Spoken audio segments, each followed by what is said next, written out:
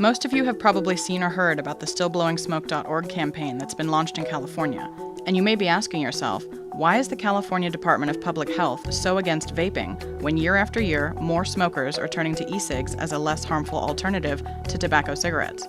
Isn't their number one priority preserving public health? Isn't that their job? Problem number one. The more money Big Tobacco makes, the more money California gets. In 1998, a deal was struck between the biggest big tobacco companies and 46 U.S. states called the Master Settlement Agreement, or MSA. This agreement said that these big tobacco companies would make yearly payments to the states in exchange for the states dropping lawsuits against them regarding smoking-related deaths and expenses. The amount of money Big Tobacco pays the states each year is directly dependent on how much they sell. Problem number two. The states spent that money before they got it. Most of the states wanted all that money up front, instead of waiting for payments from Big Tobacco each year. So they sold bonds to Wall Street based on the amount they calculated Big Tobacco would be paying them. But then something started happening. Americans started smoking less.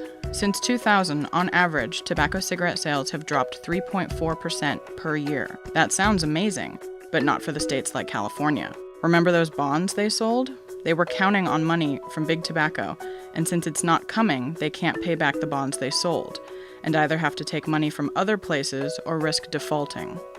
New Jersey, Ohio, and Virginia have already announced they have to take money from their reserves due to insufficient funds from the tobacco money. And with the growing popularity of e-cigarettes, the smoking rate is declining even faster.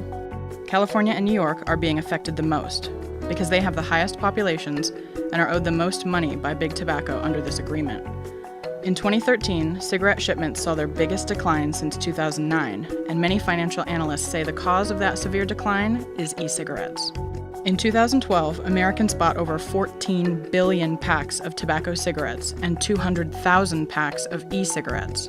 The following year, sales of tobacco cigarettes decreased by 1 billion, and sales of e-cigarettes doubled. Wells Fargo estimates tobacco cigarette sales will decline by 68% over the next 10 years, and e-cigarette sales will increase more than 13 times.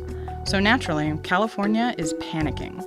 The way they see it, e-cigarettes are taking money away from them, regardless of the fact that people are getting off tobacco cigarettes. So it's now California's mission to either A, ban e-cigarettes completely and get people back on tobacco cigarettes so the money starts rolling in again, or B, classify e-cigarettes as a tobacco product so they can tax them like they do tobacco cigarettes, higher than normal sales tax, and roll them into the MSA agreement so they too have to pay the states. One of their key arguments is that if e-cigarettes fall under the MSA and also have to make payments to the states, that money gives these states a powerful tool to stop e-cigarette makers from targeting youth. No wonder one of stillblowingsmoke.org's biggest and most unfounded talking points is that e-cigarettes are marketed to children. And never mind that only 14.6% of the funds the states receive from Big Tobacco actually go towards costs associated with smoking or smoking prevention. So the truth? The state of California needs tobacco sales to stay high, otherwise they default on their bonds. E-cigarettes are getting in the way of that. It looks like the health of the public isn't the top priority for the Department of Public Health. Their top priority? Their wallet.